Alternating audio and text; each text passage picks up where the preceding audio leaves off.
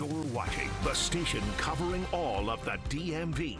This is DC News Now. Happening now at 6, covering the entire DMV. A toddler killed overnight. Shocking details in the district as the neighborhood wants answers after the 3-year-old's tragic death. And a suspect in court after a girl was shot inside a high school classroom yesterday. We just learned that a basketball coach stepped in to help. The barrage of bullets that came from outside and the charges that the suspects are facing. It's been a gray and gloomy afternoon with on and off scattered light rain showers, mist and drizzle. Will that continue into your overnight? We'll talk about that, show you the latest radar, and have your 7-day forecast coming up. Thanks, Scott. And celebrating culture, how the DMV embraces Asian American Pacific Islander Heritage Month. And good evening. Thank you for joining us for DC News Now at 6. I'm Ben Dennis. An all-out search tonight for the person who shot and killed a 3-year-old Taya Settles last night in Southeast DC. Gunfire erupted in the Garfield Heights neighborhood where she was shot while inside a car. Well, tributes continue to grow outside of the Garfield Hills apartments you can see right here. Just a few feet away from the car she was in when that shooting happened. DC police told us this occurred a little after 9 o'clock yesterday evening. Someone brought the child to a nearby fire station where police and fire personnel provided aid until U.S. Park Police flew Taya to the hospital where she died. The shooting shocked neighbors, no doubt. It's just wrong, the whole situation wrong. I mean, even if you're out with kids, you should be able to have fun, but you can't even have fun living in these type of neighborhoods. It's just sad. I mean, I might have had my first kid, so like I say, it just brings a more light to me. Like I got to be more aware of my surroundings and everywhere I go. Roughly half a dozen cars were hit by gunshots. As we said earlier, police are still looking for the shooter. Anybody with information asked to call police. Over to Maryland, that's where police in Prince George's County say that they've resolved an ongoing barricade situation in Hyattsville just today. Officials say that this all started when they responded to a shooting at a home on Beechwood Road around 10:15 a.m. One man was sent to the hospital with non-life-threatening injuries. A previous shelter-in-place order has now been lifted. And the 18-year-old charged in connection to a shooting at Dunbar High School, well, leaving one girl hurt. He's in court tonight. Officials say it happened yesterday morning just before 10 a.m. on N Street. On scene, police found a teenage girl inside of Dunbar High whose head was grazed by a bullet. New court documents now say a basketball coach rushed to help the bleeding girl who was lying on the floor, using that girl's jacket to apply pressure to her head. The teen was sent to the hospital with non-life-threatening injuries. 18-year-old Zaharia Graves and a 17-year-old boy are facing several charges, including assault with a dangerous weapon. Staying in the district, fire and EMS say 6 people and a dog are without a home tonight after a fire right here in Northwest. No injuries have been reported, thankfully. Investigators are still on scene trying to work to determine the cause of that fire. And the pro-Palestinian protest at George Washington University is now in its 10th day. This comes after students say police took down Palestinian flags that they put up by students on university flagpoles early Friday morning.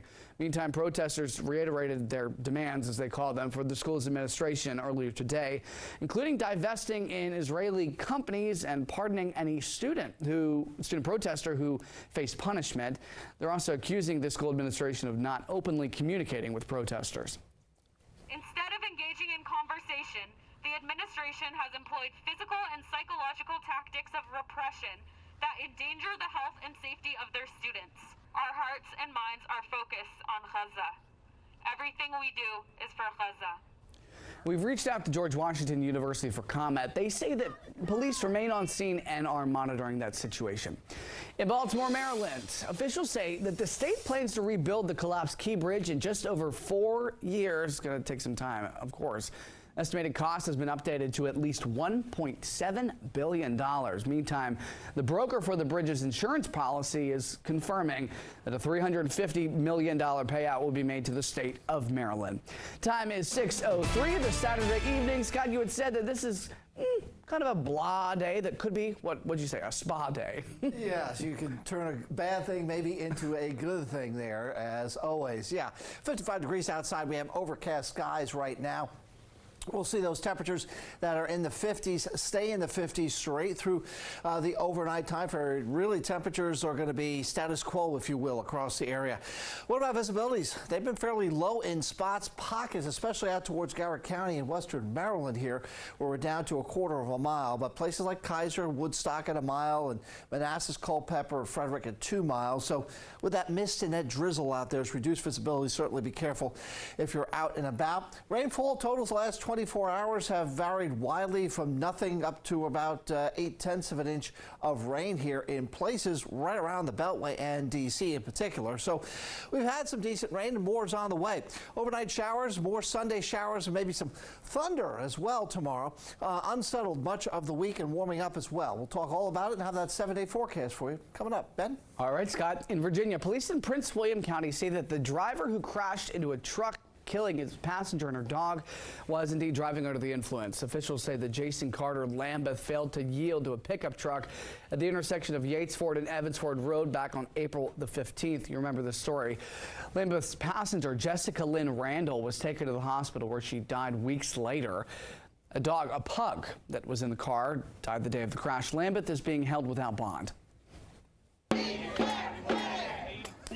Over in D.C., more than 100 people protesting yesterday against a possible $300 million cut for early childhood education in the mayor's proposed 2025 budget. That could mean a cut to the Pay Equity Fund, which makes early childhood educators paid almost the same as D.C. public school teachers. Sierra James' 3-year-old daughter attends Big Mama's Children's Center. She says that she can't imagine what she'd do without affordable child care. The cost of living here in D.C., and I'm a native Washingtonian, it's high. It's high, unfortunately. And it's just, they just offer so much support, you know, and it's not fair. She looks forward to seeing her teachers every day. She looks forward to seeing her friends, you know, and again, it's a community, you know, so it would definitely affect her routine. And meantime, parents who utilize some of these educators for childcare, there will be another Day Without Childcare rally on May the 13th. Now that Maryland's legislative session is in the books, the Western Maryland delegation held an open house in Hagerstown just this week, sharing what they say they helped get done in Annapolis. Washington County reporter Stephen Cohen was there with details. In the just concluded session of the Maryland General Assembly, one of the top concerns of lawmakers is affordable housing. In Washington County, for example, the market is pricing out even the middle class, and Delegate Brooke Grossman wants Maryland to help those prospective homeowners. Our median home price is over $350,000 a year, but our median household income is under $75,000 a year. Delegate William Wyville is unhappy that while a lid was kept on raising taxes, there was a jump in motor vehicle and other state agency fees. Governor Moore made a commitment that he didn't want to increase taxes, but fees are taxes. Delegate William Valentine, a retired police officer, helped take the lead to give Maryland judges privacy protections and fortify courthouse security after last October's fatal shooting of Washington County Judge Andrew Wilkinson. They know that there's a tragedy that our community went through, and they realize that they do not want that to reoccur in any of their districts or counties. And Senator Mike McKay fears the impact on Western Maryland if border counties in West Virginia lift the tax drivers pay at the pump. It's going to be devastating to the business community in Maryland. And these lawmakers will be paying careful attention to the possible removal of a gas tax in neighboring West Virginia. Reporting from Hagerstown, Stephen Cohen, DC News Now. Thanks to Stephen.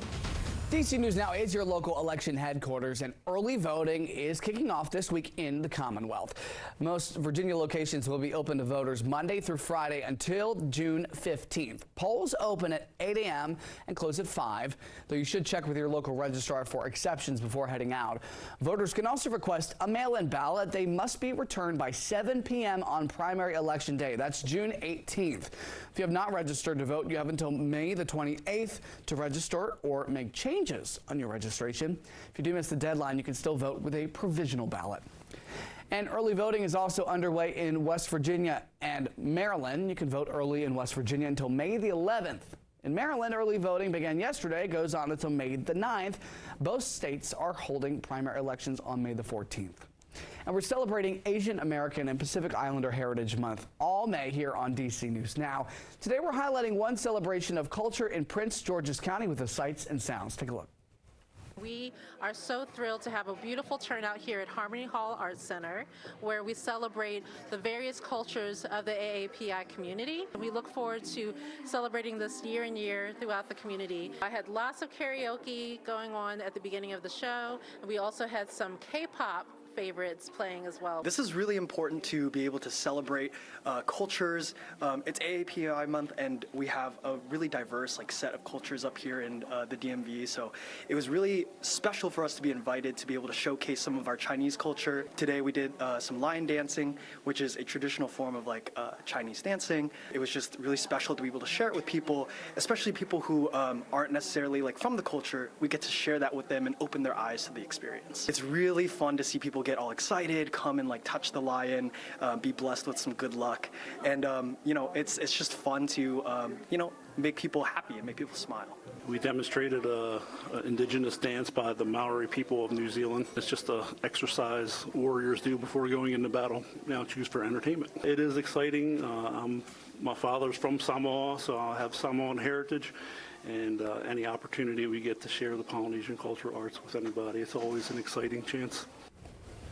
Meantime, earlier today, people took to their bikes, getting on the wheels for the Ride to End Alzheimer's. This is a sponsored DC News Now event. Plenty of turnout despite the weather there. Take a listen to some of the voices on the ground. Our goal is to raise $575,000.